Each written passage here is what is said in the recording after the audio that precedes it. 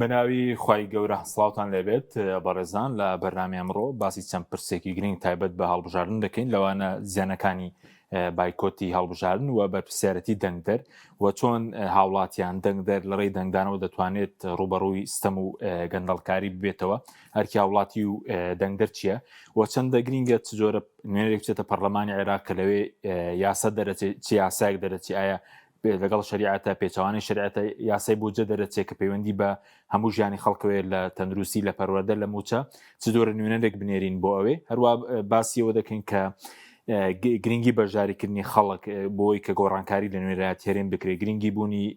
ئیسلامیەکان لە پەرلەمان لە ناویشاندا کۆمەڵی دادگەری و ڕوبەڕووبوونەوەی ستەمان پرسانە قسەی لەسەر دەکەین لەگەڵ بەڕێز مامۆستا ئەنوەر چەنگاوی ئەندامی مەکتەبی سیاسی کۆمەڵی دادگەری. مامۆستا بەخێر بێن، سوپاسیان بەتە بۆن دەکەین. زۆر سپاس ئەگرسەتە لەو دەست پێکەن چە ڕۆژێکی تر هەڵبژاردننی پەرلەمانی عێراق بەڕێوە دەچێت چەند دەتوانرێت لە ڕێی دەنگدانەوە ڕوبەڕووی ستەمکاری ببینەوە، ستەمکاری سیاسی بێ، ئابووری بێ، کۆمەڵایەتی بێ، جوگرافی بێ، چۆن دەتوانین ڕوبەڕووی هاوڵاتی دەنگدەر ڕوبەڕووی ستەم بێتەوە؟ بەڵێ بەنای خۆی گەورە میرەبان زۆر سپاس بۆ بەڕێستان کاک حەکیم، دەستخۆشیتان لە یەکەممان لەبن. دیارە ئێمە وەکو جەنابەت فەرمووت بەرەو پرۆسەی هەڵبژاردننی پەرلەمانی عێراق ڕۆین کە لە 11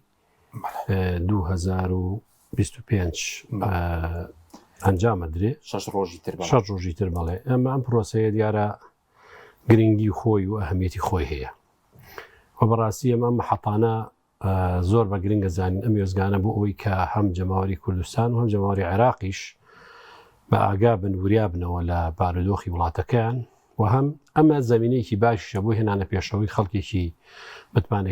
متمانە پێکراو لای جەماوەرەوە بۆ ئەوەی کە بتوانن بەڕاستی لە ئاسی تەموحی خەڵک و جەماوەری خۆیان نابن. ئێمە ئاوا سەیری پرۆسەکانی هەڵبژاردنەکەین و هەر لە سەرەتاوە ئێمە وەکو کۆمەڵی دادگەری کوردستان باوەڕمان بە پرۆسەکانی هەڵبژاردن بووە لە 95 ساڵی 92 بەشداری هەڵبژاردنەکانمان کردووە کە لە کوردستانە دەستی پێکردووە هەموویمان کردووە حتا ئێمە بەشداری پرۆسەی هەڵبژاردنەکانی ڕێکخراوە جەماوەری پیشەکانی شەکەین کردوشمانە چوە قەنەعەتمان وایە بەڕاستی لە ڕێ ئەم پرۆسانەوە بەس بە مەرجێک بە شێوەیەکی نەزیه بکرێ بەداخەوە ینی ئێمە ئەوە ئەرقەلەیەک بووە و نەزاهەتیش لە ئینتیخاباتەکانە لە پرۆسەیەک بۆ پرۆسەیەک فەرقی بووە کە ناشرینترین و زێوترین دیاردە ئەمە ئەنتیخاباتی ئەخیری پەرلەمانی کوردستان بوو کە لە 22 ساڵی پاراکرا کە دیزاین کرا هەڵبژاردنەکە و وەجێکی ناشرینی یا بە پرۆسەی هەڵبژاردن لە بۆ پەرلەمانی کوردستان و بۆ میلەتی کورد و هەرێمی کوردستانیش کە ئێستش پێک نەهاتوە ساڵێک و قسوورە بەسەر ساڵ و مانگێک ڕا و حتا ئەو دوو حیزبە ناتوانن خۆشیان دیفاع لەو هەڵبژاردنەی پەرلەمانی کوردستان بکەن بە شێوەیەکی سەریح ڕاستەوخۆ بڵێن وڵایە هەڵبژاردنێکی نزیهمان کرد خەلەلی خۆشیان ئەزان خەلەلیتیایە و درکی ژەکەن چکە هەست ئەزانن چیان کردووە باش بۆی عێراق کەوتت گرینگە بەڵێ ئەمەی عێراق بۆ گرنگە ئێمە بەڕاستی کاک حەکیم ئێمە لە وڵاتێکین حتا ئێستا عێراق سیادەی نوقسانە ینی تەدەخولاتی ئیقلیمی هەیە تەدەخولاتی ئەمریکی و غەربی هەیە لە سوڵتە عێراقیە ئێمە بەڕاستی بەرەو ئەوە ئەبێ هەنگاو بنین بەرەو ئەم وڵاتە بەرەو ئەوە بڕوا کە سیستمێکی چەسپایی حکومڕانی بۆ دروست بێ بۆ تەمسیلی حەقیقی خەڵکی جەماوەری کوردستان و جەماوەری عێراقیش بکات بە حەقیقی نەک بە مزەیەف بۆ یان پرۆسەیە هێشتا خۆی نەگرتووە یعنی هەموو جارێک لە ساڵی 2023 کە پرۆسەکانی هەڵبژاردننی پەرلەمانی عێراق دەستی پێ کردووە کۆمەڵی خەتەوا چۆتە پێشەوە جارێکی لە خوتوانەی کە مای دەستخۆشیە بۆ حکوومەتی ئێستای عێراق کە هیچ کاتێک پرۆسەکانی هەڵبژاردننی عێراقیان دوانەخستووە بەڵکو جاری واژوە پێشوەختی کردویانە کە ئەمە مای دەستخۆشیە چونکە ئەمە مانای ئەوەیە کە ئەم وڵاتە زیندووە ئەیوێت بگات بە دەنگی حەقیقی هاوڵاتی و نوێنەرایەتیشی حەقیقی هاوڵاتی هەبێت لە پەرلەمانی عێراقا ئێمە بەڕاستی وەکو کورد بۆ گرنگە لەوێ بین ئێمە لەوێ بین بەڕاستی هێشتا قەزایە مەسیریەکانی ئێمە کە لە دەستوریشە بۆمان اقرار کراوە هێشتا ئێمە لەلایەن حکومەتی ناوەندیەوە بەدەستمان نێناوە بەداخەوە سەبەبەکەیشی ئەو دوو حیزبن چونکە چکە ئەو دوو حیزبە نوێنەرایەتی زۆرینەی خەڵکی کوردستانیان کردە لە عێراق نەیانتوانی و مەکاسی بە حەقیقەکانی میلەتی کورد کە ئێستا هەر هەمووی کورد بۆتەوە ئێستا هاتۆ سەر مەعاشەکەش موچەی ماگانەکەش بە پاڕانە وڵاڵانەوە ناینێرن ئەوە ئێستا ئێمە مانگی چاوەڕێی مانگی نوێین لە مانگی 11 یعنی هەر لە ئێستەوە هەموو لایەک ینی ئەو دوو حیزبە وا بە عالەمەڵێن و حکوومەتی عێراقیش لەم ڕۆ مەسوول نییە چونکە مەسوول نییە ئەمان سەبەبن و ئەمان هۆکار بوون بەوەی کە نەیانتوانی بە شێوەیەکی دڵسۆزانە بە شێوەیەکی مبەرمەج بتوانە نیزامێک خشتەیەک بەرنمەیەک دانێن وەکو حکوومەتی هەرێم کە هاوڵاتی موچەی ئیتر نەخورێ هەتا ئەم ساڵیش دوو موچە معڕەزە بۆ فۆتان تو ێستا مانگی 11ەیە مانگی 9 دەی مانگی 12ش مانگی دادەی ئەو کاتە ئەچیتە مانگی یەکی ساڵی داهاتوو 2026 حکوومەتی عێراق مانگی یەکەدا تۆ کاتە چاوەڕی موچەی مانگی 11ی تەمەنی 11 و 12 قەرتێنڕێچینەوە سەر نقطە سەری دێر دەست پێکەینەوە بۆ ساڵی داهاتوو دوومانە فەوتێک کە بەم دوومانگەوە پێچێ بچێتە 62 موچەی فەوتاوی هاوڵاتیانی هەرێمی کوردستان بەداخەوە مەبەستم مەکاسیبەکانی ئەم هەرێمەی ئێمە لە بەغدا بەدی نهاتوون ناوچە دابڕاوەکان ناوچە کوردستانی دابڕاوەکانی دەرەوەی هەرێم ئایا ئیسفتای تیاکرا کە ئەو بڕارێکی دەستوریەکی دەستوریە بۆ مادەی 140 کە خەڵک بە زۆرینە ئەمە کراوە حتا مەسەلەی سیادە یعنی سیادەی ئێمە ئێستا هەموو دقی سیادەی هەرێم معڕز نییە بۆی خەرخرێ لە حکومەتی ناوەندیەوە خۆیانوان ناڵێ درۆنەکان ئێستا ئەوەتا ینی شەو ڕۆژتۆ لەژێر ڕەحمەوە ئەوە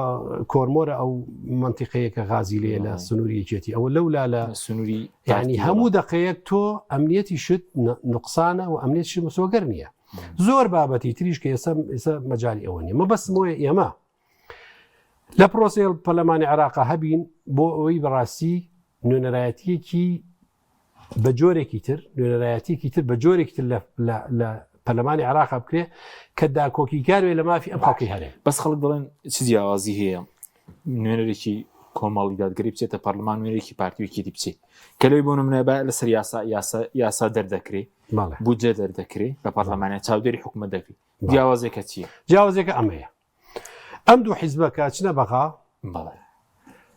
هەدەفە گەورەکان میلەت نییە هەدەفە گەورەکان پاراستین بە ساڵح حیزبی خۆیانە حتا کە هەدێکە هی منتیقی خۆی هەم حیزبەکەی هەم زۆنەکەی خۆی ئەم لەوێ چی یان بۆ نمونە یەکێتی نیشتیمانی لە بەغا چی بەرژەوەندی ئەم سنوورە بێ وا لەگەڵیانەکانی بەغا ڕێکەوێ وەچی لە بەرژەوەندی حیزبەکە بێ ئەوواکە یەکدەنگ نین ئەو ڕاش عینەشت کە ئەمانەچن کەواتە ئەمان بەرژەوەندی گشتی هەرێمەکە ڕەچاو ناکەن و باشترین دلیلیشمان مەسەلەی موچەکەی باسمان کرد کە تا ئێستا لەم بەینا کەس خۆی ناکە بە ساحبی ئەوان هەڵێن بۆ ئەمان هەڵێن بۆ ئەوان هەردووکشان هەڵێن بۆ بەغا لە سەبەبەکەی بەغایە لەم بەینا خەڵکی لە کێ پرسێتەوە مەبەستمەوەیە نەخێر ئێمە نوێنەرایەتەکە ئەی گۆڕێ جاری وایە تۆ چەند پەرلەمانتارێکی سەوەگەر لەسەر یاسادان قسە بکەین لەوی یاسا دەرەچی بەڵێ نوێنەرێکی ئیسلامی کۆمەڵ لەوێ بێ یاسایەکەت بۆ دەرکە لەگەڵ دابوونەریتت لەگەڵ ئەخلاقت لەگەڵ دینت بگونجیان کەسێکی تر بنیرە کە یاسایەکەت بۆ دەرکە بەڕێز من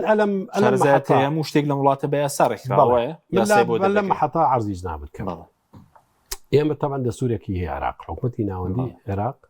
لەگەڵ ئەو هەموو عاناتەنەی هەیبوو لە وڵاتەکە توانی دەستورێک دەرکە ئێستا خاوەنی دەستوری خۆیەتی بڵێن دەوڵەتی عێراق کاریگەری نوێنەرانی کورد و نوێنەرانی تر لە سەر ئەم دەستورە چەندێک بوو کاتێک ئەم دەستورە دەچوو بۆ نمونە مادەی 2 کە باسیەوەیە کە نابە یاسایەک دەرکرێت دژی بنەمانە گۆڕەکانی ئیسلام کێ دەری کرد کێ سەبەب بوو حیزبە ئیسلامیەکانی عێراق بە تایبەتی شیعەکان و سوننەکانی عێراق ئەوان داکەوتیارم خاڵ پارتی نەخێر داکەوتیار نەبوو لەسەر ئەم خاڵ ئەزای داکەوتیار بوون لەسەر چ بنەمایەک لەسەرەوەی کە یاسایش نابێت دەرکرێت دژی بنەماکانی دیموکراسی ئامان داکەوتیار بوون کەواتە هەر کەسێک لەو شوێنە بێ لەو موقعی قرارە بێ حتا لە دەسوورەکەش ڕەنگی داوەتەوە لەوێ فکرەی چی بێ هەڵگریش چی فکرەیە بێ دیفاع لەو فکرەیەکە بۆ نمونەیە کۆمەڵ خەڵکی موسڵمان بنێرین ئەوێ داکۆکیکارە بێ لەو یاسایانە داکۆکیکارەکە لەو یاسا و بنەمایانەی کە پارێزەری عەقیدە و ئەخلاقی خەڵکە بێ وە لە پارێزەری موچە و ژیانی خەڵکە بێ لە بەغا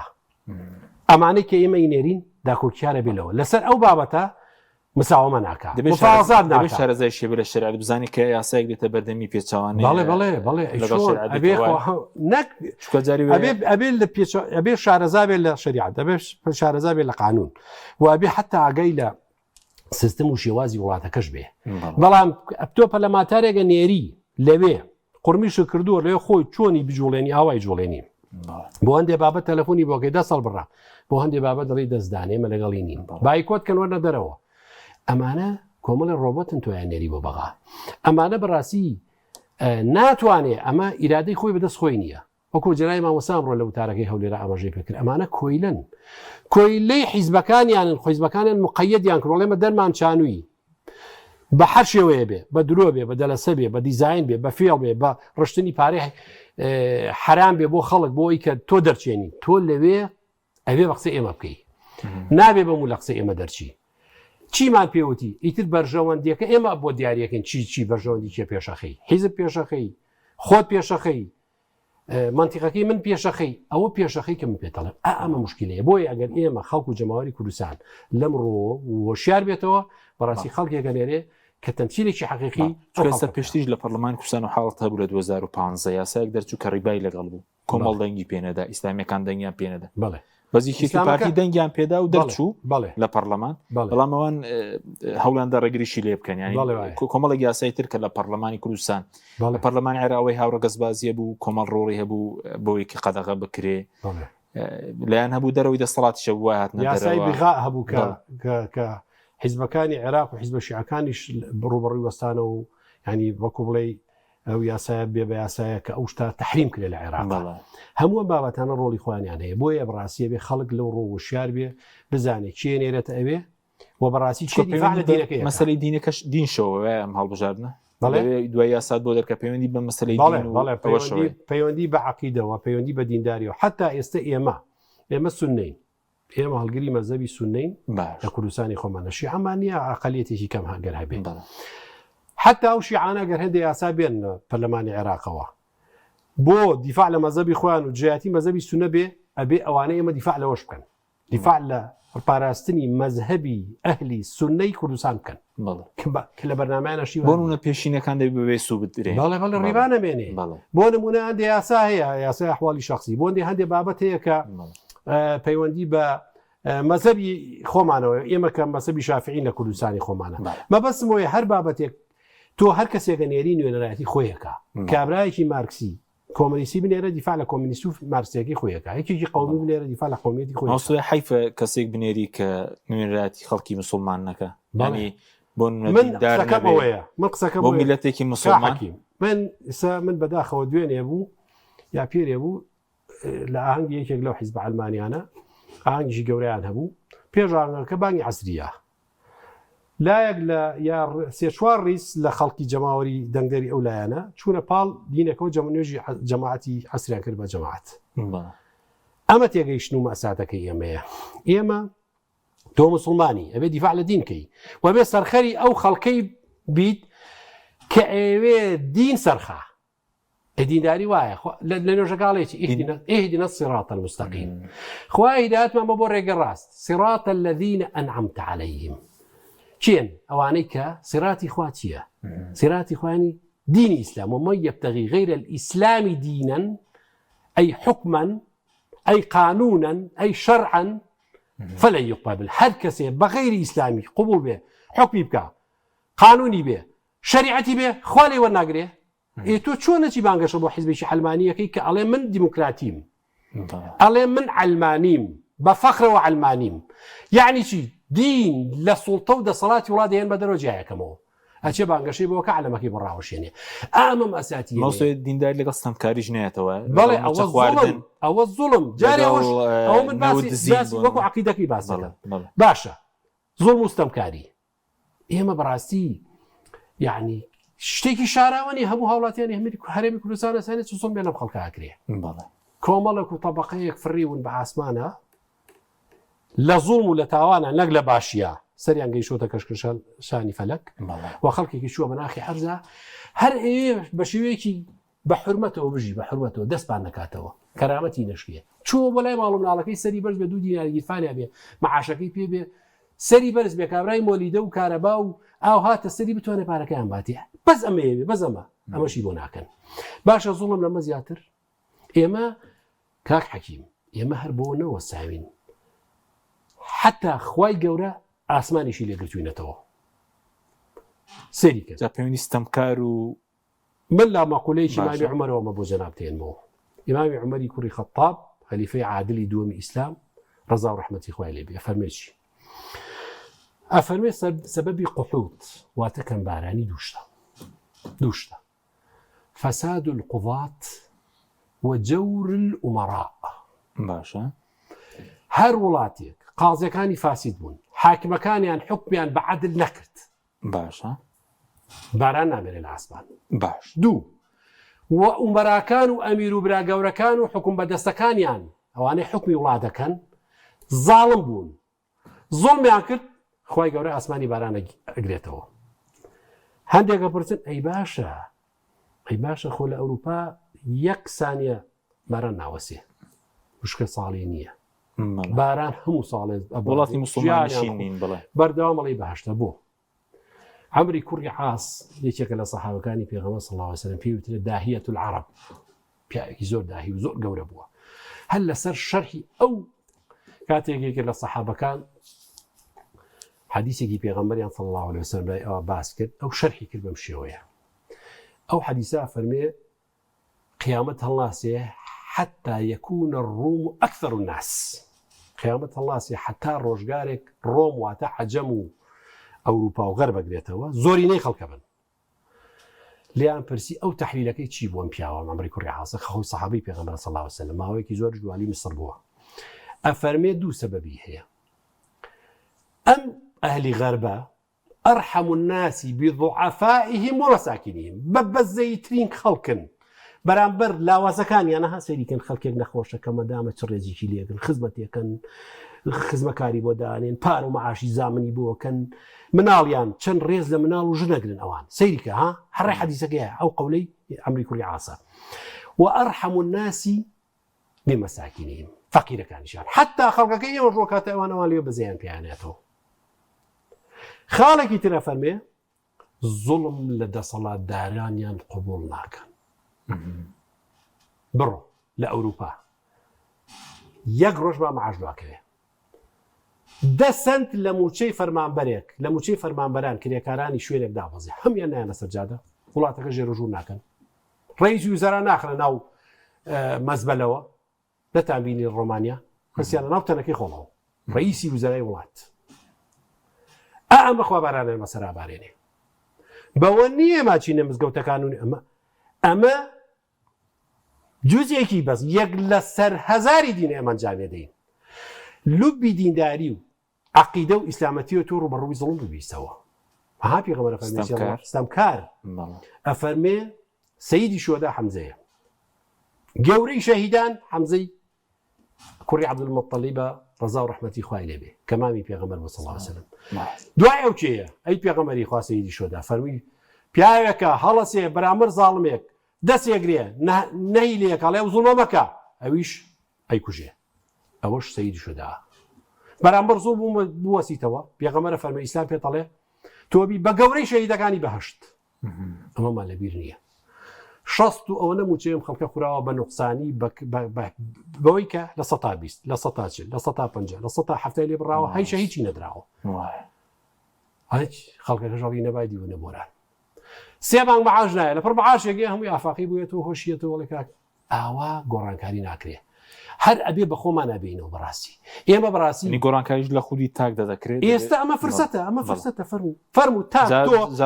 جاسەری کەکان لە ڕێ هەڵبژاردنەوە دەکرێت ئەمە قسەکەیە باشە کۆمەڵێک پیا بوو لەڵێن با بایکۆتکەین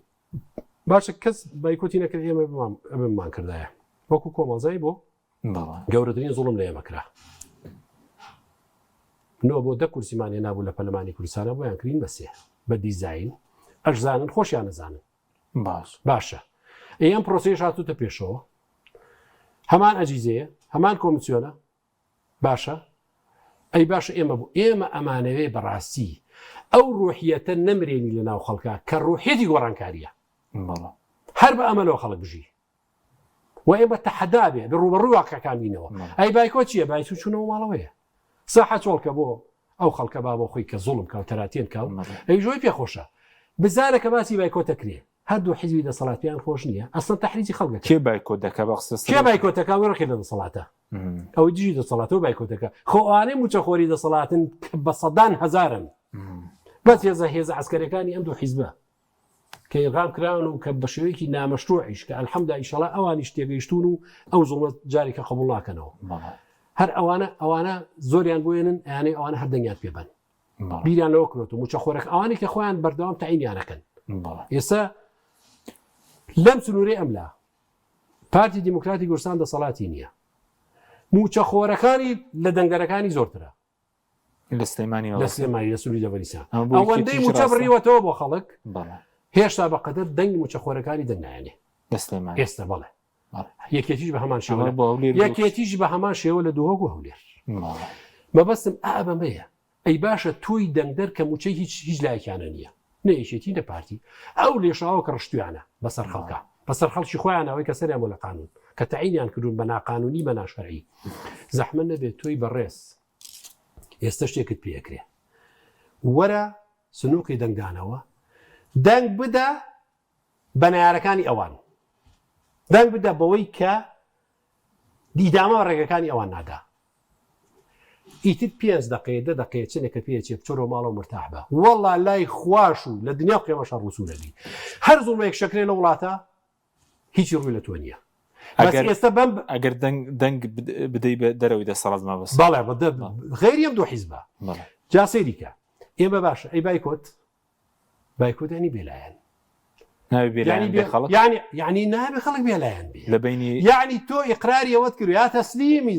تسليمي واقعي تسوق بس ضلن هم كان خلق لبو بايكوت دكم ضلن الراس وتشب الصلاه وبوسي اسلامي ونظام علماني ضلن هم وكو يعني اوش الله ذكرته هو زين شي حديثي كي بيغمر معنا صلى الله عليه وسلم فرمي من قال هلك الناس فهو اهلكهم يا اهلكهم هالكسيوتي خلق هم يتياتشو باش نەماوە لە وڵاتە ئەوە خۆی لە هەمویان خراپترە ئەم قسەیە زۆر موهیمە ئینسان نووزە و ئەمەل نەیەڵێ لە وڵاتە دەسەڵات گەندەڵە ئۆپۆزیسیۆن بە عەمەل نایە باش نەماوە دەڕابەکە داینەوە بە هەم ڕۆینەوە ماڵەوە وایە ژیان وایە یعنی ئەبێ باش نەمابێت لە وڵاتە ئەبێ خەڵکی نەزیه نەمابێ ئەبێ خەڵکی چاک نەمابێ باشە من با یەک نمونە بۆ جەنابتون بۆ بینەرانی خۆشەویست بێنمەوە کۆمەڵی دادگەری کوردستان وەزیری ناردبێتە پەرلەمان بە شاهیدی حکومەت خۆی وەزیرەکەی نەزیکترین وەزیر بووە وەزارەتەکەی برۆتە پێشەوە دۆلارێکی لەسەر ساغ نەبووەوە بەگەن دۆلارێکی بە ئەگەر لەسەری ساغ بێت وزی خەنە سەر عەرزێکن ئێستا لەم کاتی هەڵمەتی هەڵبژاردنە باشە لە 22 وەزیر ئێمە یەک وەزیرمان بووە باشە بەڵێ ژینگەشمان هەبووە لە ئاخر کابینە کە بەژاری حکومەت بووین لەگەڵ دەستگای مین لەمانە وەرن ئێمە جوانترین نمونەمان پێشکەش کردووە هاتووین لە حکومەتی بۆی ئەمەمان بۆ کردو بۆی نمونە پیشانی خەڵکی کاکە متوانین وڵات بەرین بەڕێوە لە حکومەتی خۆجێیی کاکەین لە سلێمانیش و لەورێ بەشداریمان کرد بە تایبەتی لە سلێمانی مدیر عامان بووە قایم قامات بوو مدیر نەح بڕە سەیریان کە بزانن چمونەیەکیان پێشکەش کردووە بە چوار ئەندامی پەرلەمانمان بۆ لە کوردستانە چدا کۆکی کارێکی بووە لەسەر حەق و لەسەر مافی هاوڵاتی شەڕی متمانیان لێسەنەوەتەوە لە بەغا چیمان کردووە ئێمە بە خەڵکمان پیشان داوە کە ئەتوانین خەڵکێکی دەستپاک و نەزی بین بتوانین تەمسیلێکی یان نوێنەرایەتێکی جوانیەوە جیاوازەکەی هەم لە حکومەت و لە پەرلەمان ببینێ بەڵێ ئەفەنەجعل المسلمین كالمجرمین ما لكم كيف تحكمون ئێمە چۆن ئەبێ مسلمانە دیندارە دەستپاکەی بینی و تە خۆتە زانی ئەڵێ ئەشهەدوو ئێمە بدین ڕاحیمان بووە خەڵکی دیەکە و خەڵکی ناحەکەم وتیانە پرە پێش ئێمەیە بۆ مزگەوت و ئیمامەتیشمان بۆکە ئێمە چۆن وەکو دیێراحەیەکی ترەکە نوێژ ناکە کاگای لە خەڵک نییە فرسەتێنێ پارەیەک بجێ بۆ ناحیە تەرخان کرێ لرفی لێ بە لەگەڵ مقاولەکە شەریک بێ پرۆژەکە نەکرێ و بیباتۆ ماڵەوە ئەمە چۆن وەکو یەکن خەڵک نابێ مە کاری حزبیەوە پەروەردەیەوە اینجا ئێمە نەک ئەوە ئێمە پارێکی ئەمانەتیشمان پێسپێررابێ یەک دینارمان بۆ خۆمان لێ هەڵنەگرتووە هێم ئێستا مؤسساتەکان دەستگاکان کۆمە زوو گلیان ئێمە بۆ خۆمان نین کاکێمە هەر وەسەسەیەکمان کردێتەوە دەستگایەکمان کرێت بوون بە ڕەحم و خێر و بەرەکەت بۆ خەڵک ئەمە ناینەوە چاوی خەڵکە واجبی خۆمان ئێمە بۆ پێش ئەوەی خەڵک ئیقراریکە لای خوا پاداشپانە ئێمە چاومان لەوەیە 2 هەفتەیە 3 هەفتەیە مسلمانانی سوودان لێیان قەوماوە بیر لێوێژەکەینەوە چاو لێ لە دوێنەوە دەستگای بەخشینی ئێمە بانگەشەی کردووە کەمپینی کۆکردنەوەی کۆمەک بۆ سوودان هەڵێ ئێجا ئێمە ڕوحیەتی دینداری و مرۆڤایەتی و ئیسلامەتی ماتیایە هەر موسڵمانێ لە هەر شوێنێ دەستی ئێمەی پێ بگا بتوانین خێرێک سەدەقەیەک چاکەیەکی لەگەڵکە لەگەڵ یەکەین چیدا لەگەڵ میلەتی خۆمانە باشە خەڵک نابێ ئەمە ببینێ باشە کۆمەڵی مؤسساتی لە وڵاتە دروست کردووە خزمەت دەکەن ئێمە کاتی افتتاحی خەستەخانەی سلێمانیمان کردەوە بەڵێ خەستەخانەی بەخشینی سلێمانی وەزیر سەحا خۆی افتتاحی کردەوە زانای مامۆستا سعدی باپیر وتی مامۆستا ئێوەی کە لە ئاسی دەوڵەتایە ئێستش خەڵک هەموو ڕۆژێ بۆ معدەلی خەستەخانەی بەخشینی سلێمانی 1000 نەخۆشڕووی تێکە دکتۆریان بینێ بە 3000 دکتۆری خاوەن بۆرد و دکتۆرا لە بازار 20 لە بازار دکتۆرەکان منافەسە و پێش بەخشین لەسەر 15000 و 20000 و 25 و بەرەوژووران و شادەکەی بەرزترە ئێستا منافەسەیە لەسەر ئەوە کۆمەڵ بوو ئەوە بەخشین بوو ئەمەی هێنایە ناو وڵاتە وڵاتی ئاوا لێ کرد خەڵک نابێمە ببینێ ئەبێ نابێمە پەرەی پێبین نابێمە دەستی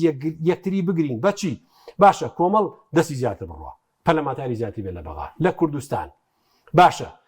کۆمەڵ بتوانێت دەنگی بە هەموو شوێنێ بگا باشە ئەمە بەچیە بێ ئەمە بە هێزی سیاسی بێ بە سوخلی سیاسی بۆ ڕاگەیان نەکرد بۆ نمونە ڕاگەیان دەسەڵات کار دەکات بۆ ڕێکەڵۆشانەوەی خێزان دەبێت لەو ڕۆژ جیازی بکرێ کەناڵتان هەیە تایبەت بە بانگەواز و پەروەردە سیاسی ئێستا پێمێ ئێمە پێمان خیانەتە درۆیەک لەگەڵ خەڵکی خۆمان و جەماعەتی خۆمانکە یەک درۆیەک حتا ئێمە ئەگەر ئەمانەیە لە ئیعلامیشە قسەیەکەکەین خەڵک وا قسە نەکەین خەڵک چۆن لی تێگاوەکو خۆمان چۆن لێ تێگەی شووا بیگەینین بە خەڵک ئێمە هاتوین باش ئێمە مؤسساتی ئێمە کە کراوەتەوە بابێن دەستگای ئاسایش ئەمنی ئەمانەی کە لە وڵاتە بن بەڕێوە بابێن سەریکە بزان لە ناو مؤسسەتەکانی ئێمە خەڵک پەروەردەکرێ خەڵک دروسی پێوترێ لەبارەی چیەوە فێری قورئانەکرێ فێری دینەکرێ فێری ئەخلاق پێوترێ لەگەڵ دایک باش بە لەگەڵ باوکو باش بە ئافرەت لەگەڵ مێردەکەدا باش بە پیاوەکە لەگەڵ ژنەکەتا باش بە هەمومان لەگەڵ خەڵکو و یەکتریا باش بێ هەمومان یەکتریمان خۆش بێ ئێمە فێری ئەوە لە مؤسساتەکانی ئێمە کە بە هەزاران کەس ڕۆژانە ڕووی تێەکەن ئێمە چیەکەین ئەخلاق و ڕۆژە گەڕینەوە بۆ مجتەمع ئێمە ئەستن کابرا جگەرەیەک لەناو ئێمە هەزاران ئەندامانەیە لە وڵاتە ئەندامێکی ئێمە جگەرەیەکی بەدەستەوە بین ڕێخۆی دەسێت لەرزیە چونکە لە ناو ئێمە جوی نابێتەوە خەڵکەکەمە هەموو چاوێکی دینەوە سێریەکەن ئەڵێن تۆ زەرەر بە خۆت دەگەێنی و زەرەر بە ژینەش ئەگەێنی ئەمە چۆن یەکسانە لەوەی کە خەریکی تلیاکە خەریکی عراقە خەریکی هیچ لە هیچ شتێ ناسڵەبێتەوە هەرچی بوو ئەبێتە هۆی خابوورکردنی وڵات چونکە ئەم وڵات ئێمە خێروبێری زۆرتیایە بە دەستێکی ئەمینەوە نییە ئەم دەستە ئەمینی با بۆ بگێڕینەوە لەم ڕێوە با بۆ بگێڕینەوە ئێمە ئەومانەوێت ئێمە بەڕاستی کاک حەکیم خەڵک و جەماوەری کوردستان باشترین فرسەتی لە بەردەسایە باش بەزەو باسی یاسادانان کە پەیوەندی هەیە بە یاسایەک دەبکرێت لە خزمەتی شریعەت و خەڵکیش دابێ بەڵام لە پەرلەمان بودجە شەردە دەکرێت ئەو کاتە وایە بۆ موچەیە بۆ تەندروستیە بۆ پەروەردەیە یان لەوێش پێویستە نوێنەرێک بێت کە بچێت داکۆکی لە خەڵکە لەو ڕۆژەوە لە پەرلەمانیادا کە یاسای بودجە ئێمە ئەکرد پەرلەمانتارمان زۆر بێ هەموو لیژنە هەستیارەکانی پەرلەمانی عێراق لە 11 کەس بۆ تقریبا 18 کەس ئەوە دەوروبەری 20 کەس بەڵێ 20 کەس یەک نەفرەتە بێ لەو لیژنانە لە لیژنەی قانونی لە لیژنەی مالی لە لیژنەی پیشەسازی لە لیژنەی نەوت و سامانە سروشتەکان لەمانە ئەو پەیامەی تۆ هەتەی گەێنیت داکۆکی لەکەیت چونکە عادەتەن زۆربەی نیزامی عێراق بەڕێوەبردنی ئەم وڵاتی ئێمە بە تەوافقە وڵاتی عێراقی تازە واتە سازانی لەسەرەکرێ یعنی مەگەر حاڵەتێک زۆر تەدەخولی سیاسیەکی زۆر چڕوپڕی تیا بکرێ بە زۆرینە و ئەوانە کەمین ئەجا بە سازانەکرێ تۆ قسەی خۆ دەکەی تۆ پامی خۆ دەگەێنی تۆ داکۆشی لە قسەی خۆ دەکەی تۆ بەڕاستی هاوڵاتی لەبیرە زۆر ویمە تۆ پەلە ئەم ئەمەمانەیە پەلەمانتارێ بنێرین بۆ عێراق خەڵک ببینێ نەخۆی موچەکەی و حیمایەکەی و ئوتێلەکەی و خانوویەکەی و کەی بێتەوە و جوازە دیبلۆماسیەکەی و چەند وڵات ئەمە مشتی بەتە تۆ بنێری لەوێ وەکو خزمەکاری خەڵک چاوێکی بکە بە 1000 چاو بۆچی بزانێت چی خزمەتی خەڵکە چی خزمەتی جەماوەری کوردستان ئەوە بکە ئەگەر پەرلەمانتەرەکانی ئەوانی ڕابردووی ئێمە ئاوا بوون هەمویان ئەڵێم ئەوانەی کۆمەڵ وابوون ئێمە پەرلەمانتەرەکانی ئێمە ئەمەیان فلتەر بۆ دانین ئەمەیان ئیجراعات لەگەڵەکەین ئەمەیان قەید و قوید بۆ دانین وخۆیشیان خەڵکێکی تربیەتێکی ئیسلامیان وەرگرتووە لەناو مزگەوتە پێگەیشتون درۆیان لا حرامە اختلاس و دزی پارە بۆ کاروباری عام بۆ ئەموالی عام بە خەتەرێکی زۆر گەورە ئازانێت چونکە تۆ ئەگەر اختلاسی دینارێکی ئەموالی عامی خەڵک بکەی ئەبێ بێی 40 ملیۆن عێراق خەڵکی عێراق گەندی خۆتی پێ ئازاکی کشتی واڕوونایە بۆیە بێ وا سەیری قەزەکەی تۆ زۆر خەتەرە وەکو وایە بەناو وەکو وایە بەناو حەق لێڵغامە باش بەس خەڵکێ بەناوی دینشەوە خەڵک سەر دەکاتەوە لە هەڵبژاردن ئەوە چۆنە ئەوە تێگەیشتێکی ئەوە من بەستە بە شتێکی سیاسی زانم بەڵێ چونکە فەرموو خەڵک سار دەکەیتەوە بەدیلەکەی چییە خەڵک سار دەکەیتەوە لە نەچێ بۆ دەمدان واقع ئەو خۆی مێنێتەوە ێزەیەکی و پارتی زۆرینە ئێستا بۆ نمونە کوردستان 46 کورسیە ئەو 46 کەس هەر دەڕۆن بۆ بەغدا هەر دەڕۆن بەڵام کێ گرینگە ئەوان حەزیشەکەن ئێمەش بایکۆتیکەین یەکگرتووی ئیسلامیش بایکۆتیکە ئەوانە ئێستا کێ بڕکێن لەگەڵم دوو حیزبە هەڵوێستا کێ ئەوانە هەموو بابایکۆتیکەن کێ مێنێتەوە یەکێتی و پارتی ساحیان بۆ تەختە بێڵە کاکەمە دیموکراسیت پاگر خۆیان سەحبیان کرۆ باوەڕێ مەقەزەکە نیە ئەڕۆنەوە 4 ساڵی تر دیسان نوێنەراتی ئەو کاتە یاسات بۆ دادەنین موچەت بۆ دادەنین بۆ جێوایە پێشتر نەئێکە بوو بێ باش ڕوبەڕووبوونەوەی بوو بێ لەمپەرێ بوو بێ ئەوش نامێنێ بەردەمیانە بە ئارەزوو ئەستن ئێستا ئەوان لەو جەلسە تایبەتیانەی کە هیانە لە پەرلەمانی عێراق لە لیژنەکانی پەرلەمانی عێراق لە ئەنجومەنی وەزیران لە سێ سەرۆکایەتەکەی عێراقا نوێنەری کۆمەڵ و یەکگرتو و لایەنەکانی تری لێبێ هەندێک شتێ هەنایڵێن بەسکە ئێمە لێنەمان ئەوانەژەکەن ئەسڵە بێ بەچی بە جەلساتێکی سیاسی تایبەتی خۆیان ڕێیەکەون بە سەفەقان لەسەر هەموو شتێک ئیتر خەڵک ئێستا عێراقیش خۆی بە مەسوول نازانێت لە هەرێم ئەزانی بۆ ئەڵێ تۆ هەرێمێکی ئەوە ڕێبزەرە عێراقوتی ئەڵێ تۆ هەرێمێکی پەرلەمانی خۆ دەدەیە حکوومەتی خۆ دەدەیە انتخاباتی تۆ تەیە ئینجا باشە ئەگەر سەر بە منی ڕاستەخۆ حکوومەت و پەرلەمانەکە لەمە پارە ڕاستەخۆ بۆ منێرم هەیژواڵێ هیچ ڕووی لە من نییە معاش دوان کەوتو دوانەکەوتووە خۆی بە مەسوول نازانێت بڕۆ بزانێ یەک کەسی هاوڵاتی عێراقی ڕەخنە لە حکوومەتی سوودانیەک لێ بڵێ معاژنانێری بۆ هەرێم کەمووی ئەرکی حکوومەتی سوودانی ئەرکی حکوومەتی هەرێمەکەی خۆمانە باش بەزەو باسی ڕوبەڕوونی ستەمکاریت کردێ وەکو کۆمەڵ بڵین بە وازبێکی شەرعی دەزانن ئەگەر خەڵک متمانەتان پێ بدە ڕوبەڕووی ستەمکار بنەوە باڵ ئێمە بە وازبێکی شەرعیە زانین من رأى منكم منكرا فليغيره بيده فإن لم يستطع فبلسانه فإن لم يستطع فبقلبه وذلك أضعف الإيمان ئێمە ڕوبەڕوونەوەی ستەمکاری و زوڵم پێغەمبەر فەرمێ گەر منکەرێک و تاوانێک و جەریمەیەکت بینی بەدەست ڕوبەڕووی بر نەوتوانی بەچی فبقلبه وەنیە بەڵێ بەدەست نەوتوانی بەدڵ ئەوەی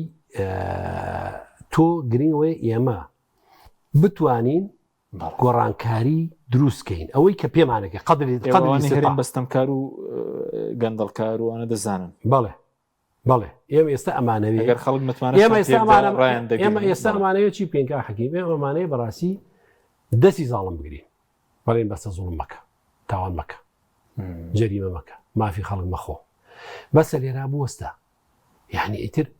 ئەمڕۆ جەنابی مامۆستا عەلی بابی باسی کرد باشە کە ئاەتی قورآنی هێنایەوە لەسەرەوەی کە ئەم زوڵم و تاوانە سبێنێ هەمومان ڕاماڵێ ئەگەر ئێمە بەڕاستی دیەک شارێک پێغەمبەر فەرمووی صلی الله علیه وسلم ئەگەر دیەک ئیماندار بێ خوا ڕزق و ڕۆزی و بەرەکاتی خۆی بەسەرا دابارێنێ بەڵام کافر بێ بە نیعمەتی خوا زوڵم کات لە نێوان خۆیان فأذاقها الله لباس الجوع والخوف خواجل وبرقي ترسو برسيتي كما بري هاي مخري كمان ليه يعني استمكاري هم بو دنيا نهامتي هم بو قيامة الشر سايبينين هم يسايبيني حتى جو مالتك شو او جو خوشي كردستاني جاران بهموش نكاروشي او خريحات دنيا صوص ميوهات وميوجاتك زهر خير وزاز استهاناني يا ما جاري وابو بتشل شو باران باريو تشل شو كو او ماو نما بركات هەڵ گیراوە نەتیجەی چی بما کەسبت ئەیدی الناس نەتیجەی کردەوەکانی دەستی خۆمانە کە ئێمە خۆمان زوڵم لە خۆمانەکەین دەستی زاڵم ناگرین تیانەی پێغەمبەری خوا فەرمووی دەستی معاینەی براکەتان بکەن هاوکاری براکەتان کرد کە زوڵم نەکا یان دەستی بگرن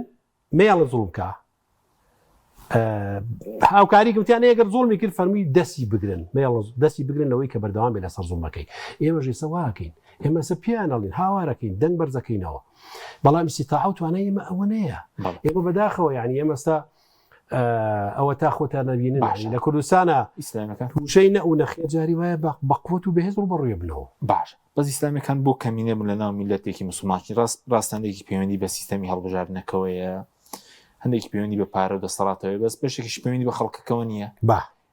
ئێستەوە دەکەن بە نوێنەری خۆتان بۆ ئەوەی کە پارە بدرێ بە هەژارێک بەس بۆ لە ڕووی سیاسیەوە بۆی بەرەکەت زیاتر بێ ئەوە ئیسلامیەکان نەکەن بنوێن. خۆی بەڕاستی کاک حەکیمی ئەمە ئێستا مشکلەمانەوەیە خەڵکەکە خەڵک لە هەرێمی کوردستانە تووشی کۆمەڵێک یعنی وەکو بڵێ سەر لێ شێواوی و هەندێک بابەتی تەموژایی بووە. باش یعنی وەکو بڵێ هەندێشتی لێ تێکەڵ بووە. هەندێکمان هەیە هەندێک لە جەماوەری خۆمان و وڵاتی خۆمان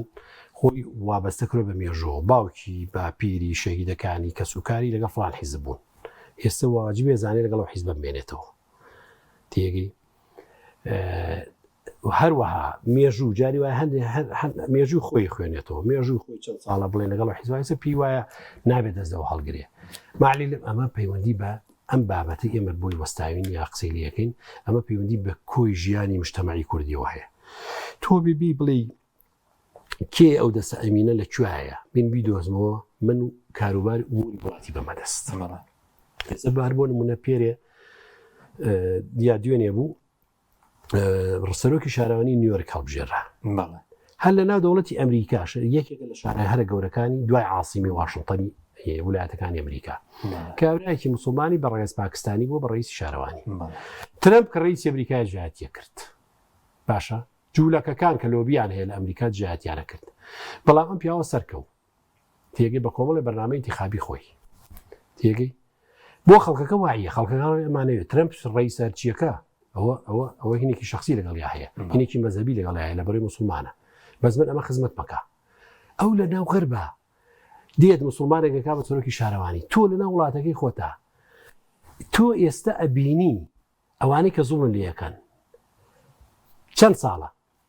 34 ساڵ لەنەوەی کۆ حسابی کە کابانە سوڵت و دەسەڵاتیان بەدەستێت 34 ساڵە حکومتەکە و تۆ فێڵە لێەکە غەدر لێەکە زوڵم لێەکە ڕۆژ بە ڕۆژێتە دواوە ئێستا سەرەتاییتری مافی تۆ موچەکەتە ئەویش دامەزراندن هەر نەماوە لە 2014 نەماوە هیچ نەما یعنی تۆ بەڕاستی بەچی دڵت خۆشە جارێک کە متمانادەیتەوە بەدەسەڵات. باشە کاتمان زۆر کەمەوە نیخولەکێک چاڕوانی تەنەوێت کە خەڵکەم جارە ینی دەنگی زۆر بە کۆمەڵی دادگەری پێ چکە هەڵبژاردننی کوردستانی غەدری لێکرا بۆم جارە قورسایەکەی دەرکەوێت بە کورسەکانیشان زیاد بکرێت. بەڵێ ئێمە گومان دایم گومانی باشەوە بە جەماوەری خۆمان هەیە جەماوەری کوردستان بەگشتی ئێستا جەماوەری کوردستان جەماوەرێکی مسلمانە ئاهلی مزگەوتە ئاهلی دینداریە هەندێک چاواشەکاری و هەندێک بەتابەتی لە ڕووی پڕۆپاگەندە و ئیعلام و بەرامبەر ئیسلامەکان کراوە وردە وردە خەڵک تێگەیشتووە لە واقعەکە خەڵک الحەمدوللا وعی هەیە و خەڵک ئەزانێت کۆمەڵی دادگەری لەبەر خۆی نییە حتا کۆمەڵ ئەمەی بەس بوو ئەمە سەروەریەکە مە فەخری پێوەکەین خەڵکیش پێزانێ ئێمە ساڵێک و مانگێکە پەرلەمانێکی کوردستانی دیزاینکرا هەڵبژێراوە نەچوونە ناوی ئەوانەیشی موچەی تیاوەرەگرن ئێمە بە حرام ێزاین چکە هیچ ناکەن هیچ کارەبارێکی وە هیچ شەرعەتێکی نییە ئێمە نەچوونە ناوی بەشدارین لەمە وە بە خەڵکیشمان و تۆ ئەمە ڕوبەڕوویە بینەوە ئەم پەرلەمانە مقاتعەمان کردو ئێستش بەڕاستی چاوەڕێی ئەوەی کە خەڵک پشتیوانیمان کە و ئێمە گەر نەفرێک دوان سیان چوار هەرچەندێکمان نردبێ بۆ پەرلەمانی عێراق ئێمە جێدەستیان دیار بووە و ئەمانەی ئەم نوێنەرایەتیە زۆرکەین لە بەغا بۆی تەمسیلێکی حەقیقی ئەم جووارە عوسمانە بکەین مامۆستان وەرسەنگاری مادمان کە سوپاس بۆ بینەرانی بەڕێز سوپاس باوکاران خواتان